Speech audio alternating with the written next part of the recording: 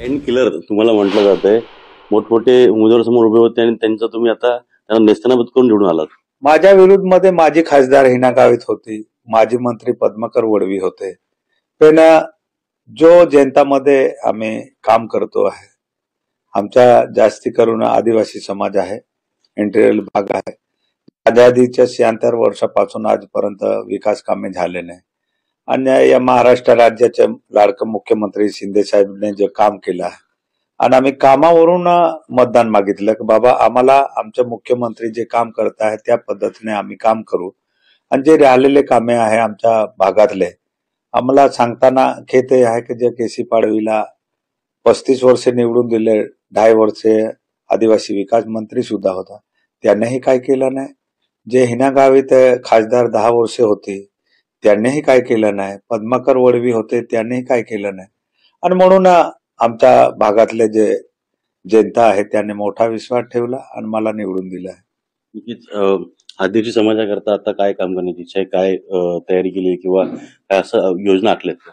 जे आता आज साहेबांनी बोलवलं आहे यांच्या ते जे गट नेता काय असेल ते प्रक्रिया पूर्ण झाल्यानंतर मी माझ्या भागात जे जे कामे नाही झाले ते मला माहिती आहे आणि म्हणून ते रणनीती आखून जास्तीत जास्त माझ्या भागाचा चांगला कसा होईल, कसं विकास करता येईल तेवढं मी करेल. नक्कीच 57 आमदार आपले आलेले आहेत. यामुळे सगळ्या शिवसैनिकांची मागणी, अर्थात आपलीही ती मागणी असेल की मुख्यमंत्रीपदी पुन्हा एकनाथ शिंदे विराजमान व्हावे, तर ठराव आणणार आहेत. म्हणजे मला या गोष्टीचा आनंद आहे का माझ्या महाराष्ट्राच्या लाडके मुख्यमंत्री जे इतिहासमध्ये कोणी केलं नाही असं काम करणारा एकनाथराव शिंदे साहेब आहे. आणि म्हणून माझ्यासारखा एक सामान्य जनतातून आलेला मी आज साहेबाने माझ्यावर आशीर्वाद ठेवला आणि मी निवडून आलो. माझी ते एकच इच्छा राहणार का या महाराष्ट्र राज्याचा मुख्यमंत्री हा एकनाथराव शिंदे साहेब राहायला पाहिजे. माझी स्वतःची इच्छा आहे. आमचे शिवसैनिक आहे त्यांना खुशी हेच आहे का आमचा मुख्यमंत्री शिंदे साहेब राहिलाच पाहिजे. असं मुख्यमंत्री शिंदे साहेब राहिले पाहिजे, मुख्यमंत्री शिवसेनेचे राहिले पाहिजेत.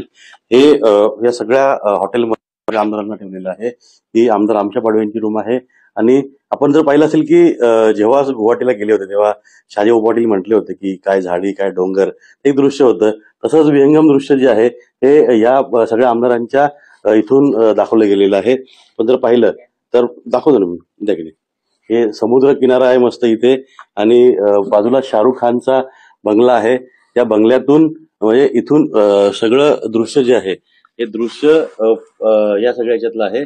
साधारणपणे आपण जर पाहिलं तर या सगळ्या याच्यामध्ये आता सायंकाळी 5 वाजता जे आहे ते मुख्यमंत्री एकनाथ शिंदे इथे येतील आणि त्यांची मीटिंग जेव्हा होईल, मीटिंगमध्ये ठराव जो पास होईल आणि त्यानुसार